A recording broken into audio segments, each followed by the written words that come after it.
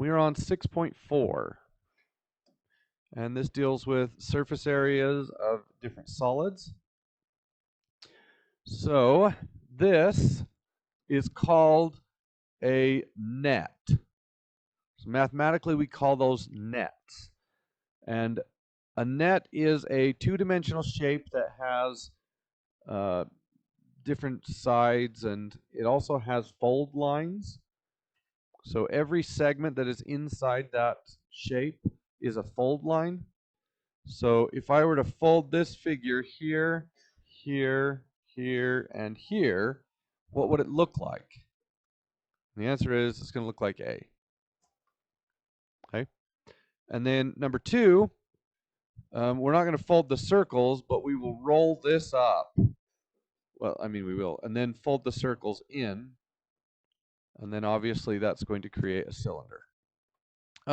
Interestingly enough, we call that a cylinder, but mathematically, a cylinder is any three-dimensional shape that can be built using straight sides. So like if you could build it out of straws that don't have a bend in them, then technically it's a cylinder. So it doesn't have to be round, which is really weird. So if I had this funny shape and then I duplicated it, is that the button? Yeah. So if I duplicated it there and then I connected it, oops, I connected it with straws. I'm not doing a very good job of this. Anyway, technically, mathematically, that would be called a cylinder, but whatever. So when we say cylinder, we mean what you think a cylinder is. Okay, that one was easy. Surface area. Now, there are formulas for surface area. I try really hard not to use them. I just try to figure it out by finding the area of every surface. So the area of this front section is just going to be 2 times 6. How many of those do we have? 2. Okay. Plus, what is the area of this? 2 times 2. And how many of those do we have? 2. And then what is the area of this? Plus 6 times 2, and we have 2 of those. Okay. I wonder, does Alex actually give you a formula? Oh, no, it didn't. How about that? Okay. All right, surface of a sphere. Okay. This is one of the times when, oh, that's not what we wanted.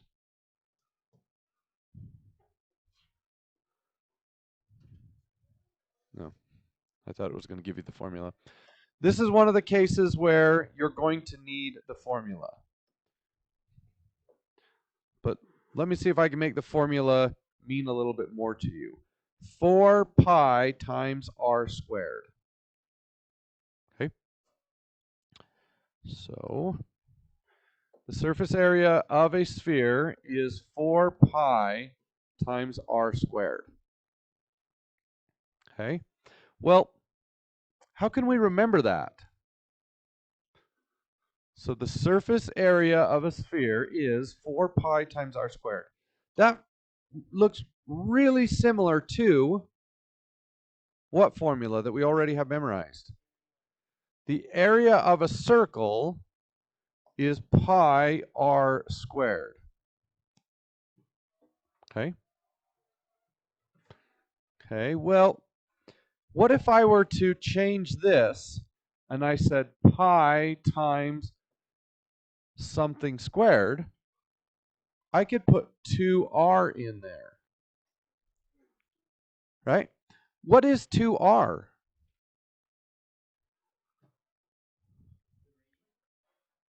Has a name.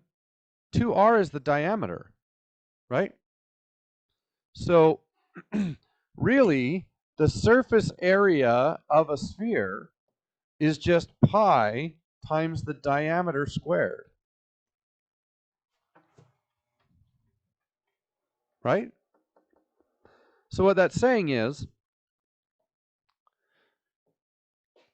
this is my r, the area of this circle is equal to pi times the radius of that circle squared. If I make this three-dimensional, what is the area of the surface? Well, it's just pi times the diameter squared. That's not too hard to remember, right? Area of the circle, pi r squared. Area of a sphere, surface area of a sphere, pi d squared.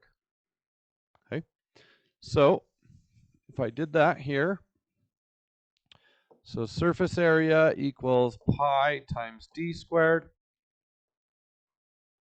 The radius is 4.1, so the diameter is going to be 8.2. So 3.14 times 8.2 squared.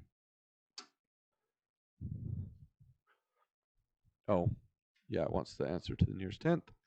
So 3.14 times 8.2 squared. And wants us to round it, so 211.1. So 2, oh, this is going to take forever. 11.1.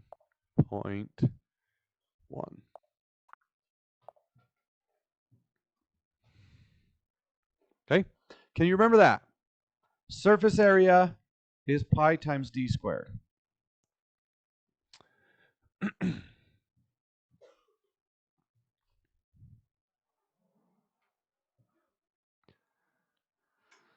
All right.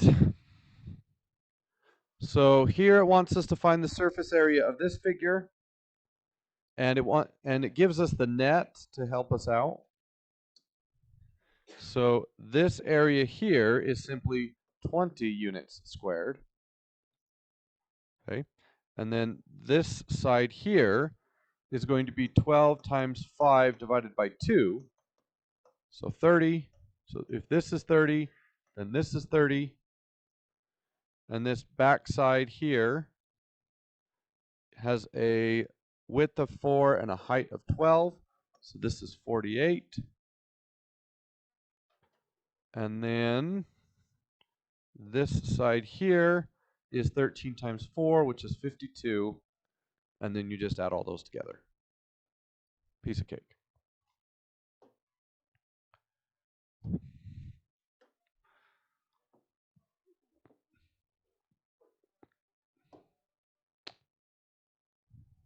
All right. So a rectangular prism and its net are shown below. The top and bottom of the prism are shaded. All lengths are in inches. Find the lengths of the following sides. So A is going to be 4 times 11. So this one is 44. B is going to be 8 times 4. So this is 32. C is going to be also 8 times 4. So it's 32. D is 4 times 11, which is 44.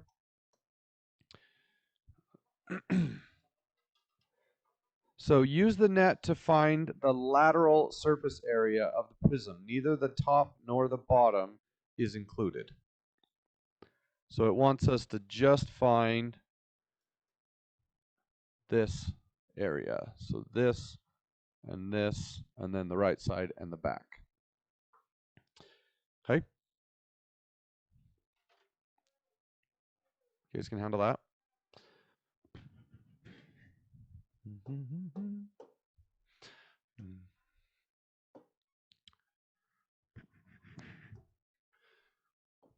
Okay, surface area of a triangular prism. So you're just, I mean, this is just the same. I don't know that I even need to do it. So you're going to find this area, then you'll find this area, and then you'll find this area, and you'll times it by 2, and then you'll find this area. Piece of cake.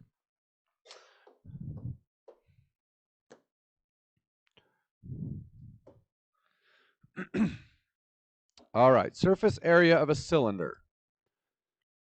So remember the net for this looked like a rectangle and then 2 circles.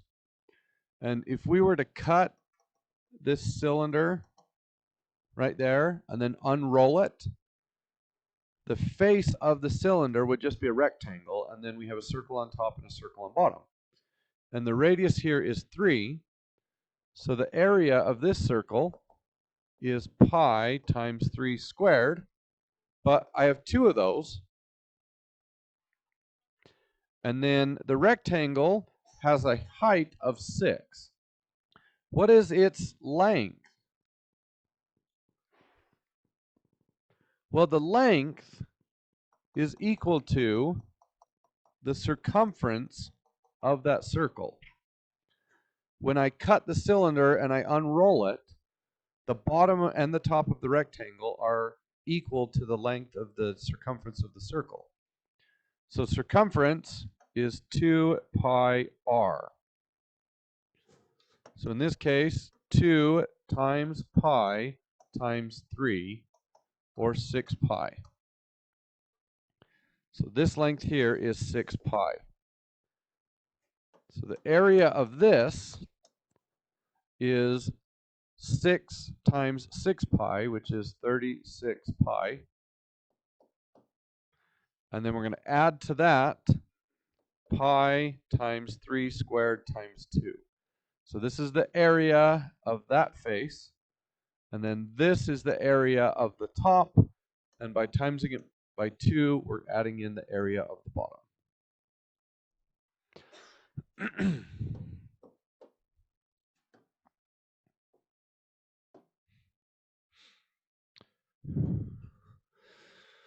All right.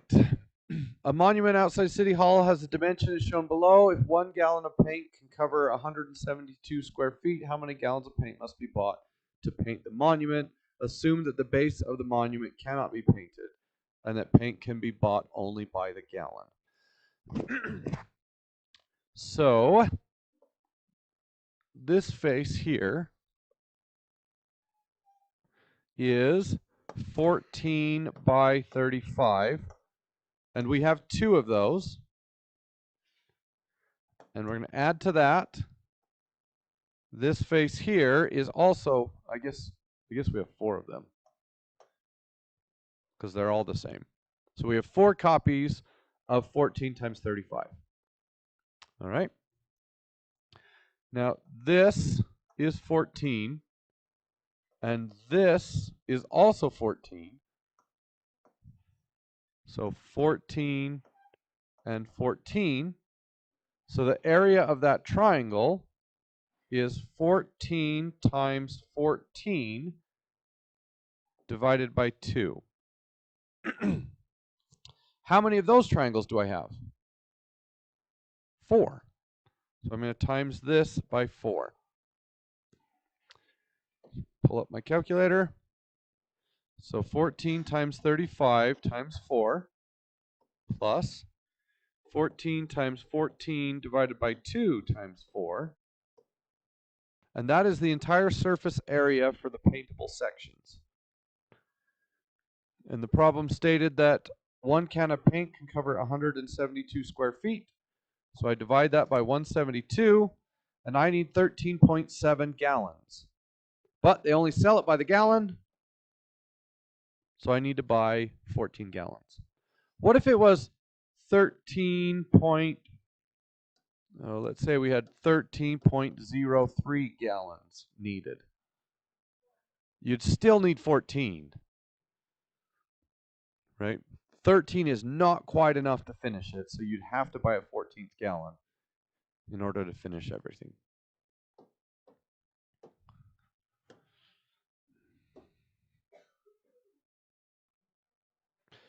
Okay, we did one of these earlier. Now we're doing the same thing, just with a triangular prism.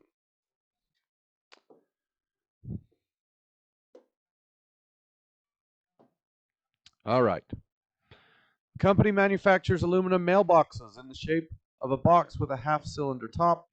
The company will make 1,628 mailboxes this week. If each mailbox has the dimensions shown below, how many square meters of aluminum will be needed to make these mailboxes? In your calculation, use 3.14 as always. Okay, so the front of the mailbox is going to be 0.6 times 0.45, and I have 2 of those, plus this side of the mailbox is going to be 0.4 times 0.45, and I have 2 of those. Oh, wait a minute. I messed that up. So the front side is 0.45. Oh, no, I had it right. Okay. Now the bottom is going to be 0.4 times 0.6, but I only have 1, so I don't need to times it by 2. Okay. And then what about this? Well, if I take this section and this section, that would make a full circle. What is the area of that circle? Well, the radius is half of this, so 0.2. So the area of that circle is pi times 0.2 squared. And that covers the semicircle on the left and the semicircle on the right. Okay? And then the last piece, this thing,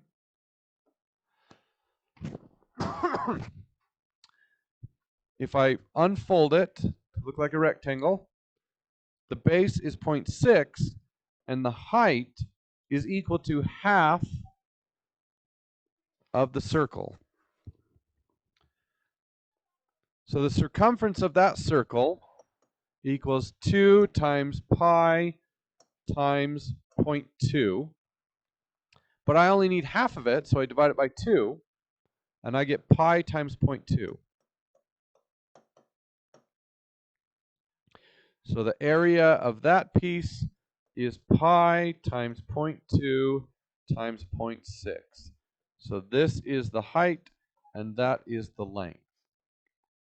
Then I just stick all those in my calculator using 3.14 as pi. Okay, that's it. Get to work.